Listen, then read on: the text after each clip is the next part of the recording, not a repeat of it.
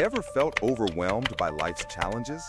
What if I told you that a 2,300-year-old philosophy holds the key to modern psychological resilience? Welcome to our exploration of Stoicism and cognitive behavioral therapy, a fascinating journey where ancient wisdom meets cutting-edge mental health science. Picture Athens in the 3rd century BCE. Philosopher Zeno of Citium teaches revolutionary ideas in the Stoa Poikile, the painted colonnade that gave Stoicism its name. His radical premise? True power lies not in controlling external events, but in mastering our internal responses. This became Stoicism's cornerstone, the dichotomy of control. As the great Stoic teacher Epictetus later crystallized, men are disturbed not by things, but by the view which they take of them. Imagine that. Your emotional suffering stems not from the event itself, but from your interpretation of it. This seminal insight would echo through millennia to reshape modern psychology. Fast forward to 1950s America. Psychiatrist Aaron Beck observes his depressed patients trapped in patterns of distorted thinking. Simultaneously, psychologist Albert Ellis develops rational emotive behavior therapy. Both pioneers discovered a profound truth. Changing thought patterns changes emotional experiences. And both explicitly credited Stoicism as their philosophical bedrock. Ellis called Epictetus the greatest therapist of all time. This was no coincidence.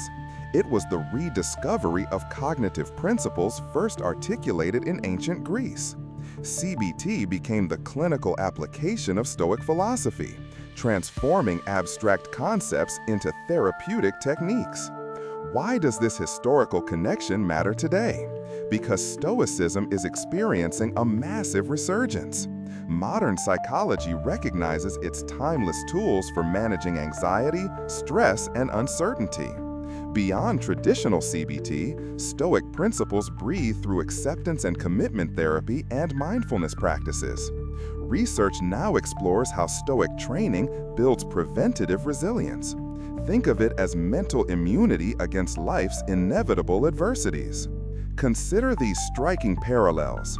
When a Stoic practiced negative visualization, deliberately imagining worst-case scenarios to build emotional preparedness, they were pioneering what therapists now call decatastrophizing. When Marcus Aurelius penned his meditations through nightly journaling, he was essentially creating the first thought record, now a core CBT exercise for tracking and reframing distorted thinking.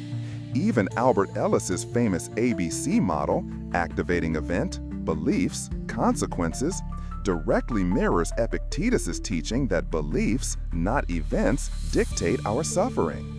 This fusion of ancient and modern empowers us with actionable wisdom. By understanding how our minds construct reality, we gain agency over our emotional responses. Whether through Marcus Aurelius's reflective journaling or CBT's cognitive restructuring, we learn to challenge irrational beliefs and focus on actionable change. The result? Enhanced emotional regulation, sharper resilience, and profound inner stability. In our next exploration, we'll unpack the transformative techniques shared by Stoic sages and modern therapists alike. Practical tools waiting to reshape your relationship with life's challenges. So we've seen how Stoic philosophy laid the intellectual groundwork for CBT. But how do these ideas transform into tangible tools?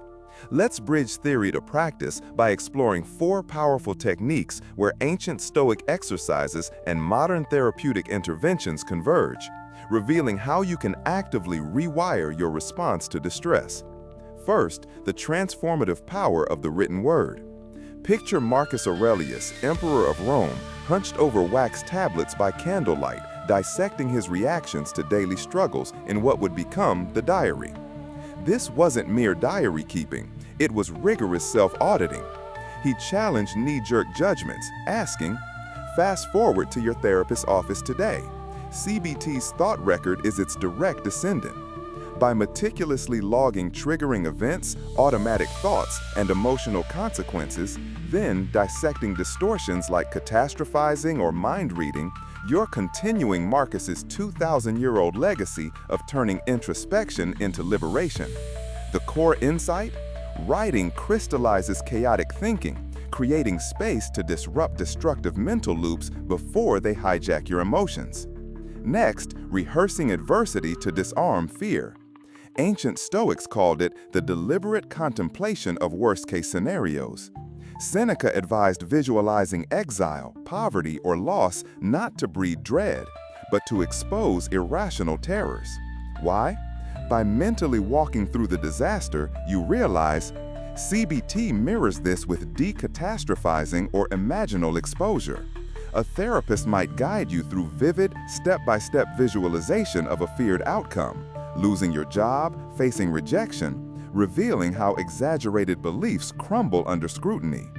Both methods build what Stoics called freedom from destructive passions and CBT calls distress tolerance, proving that courage isn't the absence of fear, but the mastery of perspective. Third, shattering distortions through dialogue. Epictetus taught students to interrogate disturbing impressions like a philosopher-prosecutor. This relentless questioning aimed to expose a sense, unexamined beliefs causing unnecessary suffering. Enter CBT's cornerstone, cognitive restructuring. Your therapist becomes your modern-day Epictetus, helping you dissect thoughts like, "I'm a failure," using Socratic dialogue. Both frameworks recognize that thoughts are hypotheses, not truths, and by debating them, you reclaim authorship of your emotional narrative. Finally, the liberating focus on action. Stoicism's dichotomy of control wasn't passive resignation. It was a call to redirect energy. As Epictetus declared, CBT operationalizes this via behavioral activation and solution-focused therapy. If anxiety about traffic is beyond control, focus on actions. Leave earlier or practice mindfulness during the commute. This pivot from rumination to agency, whether in Zeno's Stoa or a Zoom therapy session, builds what modern psychology terms self-efficacy. By investing solely in your sphere of influence, thoughts, efforts, values, you transform helplessness into purpose. What unites these techniques across millennia? A radical promise. Suffering is not erased by changing the world, but by mastering your inner world.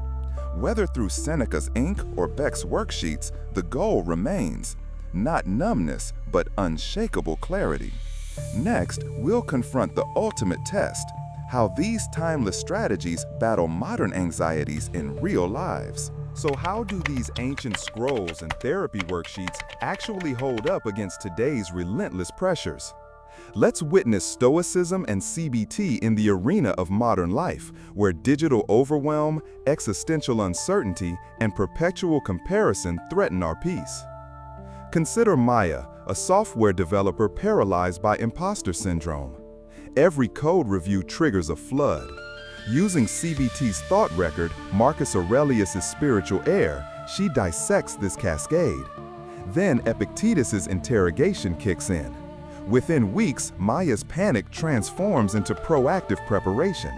The monster in her mind shrinks, not because threats vanished, but because she learned to them clearly through Stoic CBT lenses. Now meet David, reeling from sudden unemployment. His nights spiral. Here's where Seneca's meets CBT's decatastrophizing. David's therapist guides him. Brutal honesty reveals hidden resources, freelance skills, supportive friends, past resilience. By rehearsing adversity without delusion, David pivots from paralysis to planning. He embodies Epictetus's mandate. Within months, he's consulting part-time, his self-worth anchored in effort, not external validation. The real magic? These aren't abstract philosophies, but neuro-rewiring. Studies show CBT literally dampens amygdala hyperactivity, that primal alarm bell, while strengthening prefrontal cortex control. Marcus Aurelius unknowingly described neuroplasticity. Modern brain scans prove it. Consistently challenging toxic thoughts physically alters fear pathways. Stoicism's will and CBT's executive function are two languages for the same victory, hijacking your biology to serve your values. This is why Stoicism and CBT endure. They're not about denying pain, but forging meaning within it. When doom-scrolling triggers existential dread, a thought record asks, when comparison culture bites, cognitive restructuring demands. And when uncertainty looms, whispers, you won't become unbreakable, but you'll discover fractures can let in light. Next, we confront the critiques. Are these tools cold rationality or profound humanism?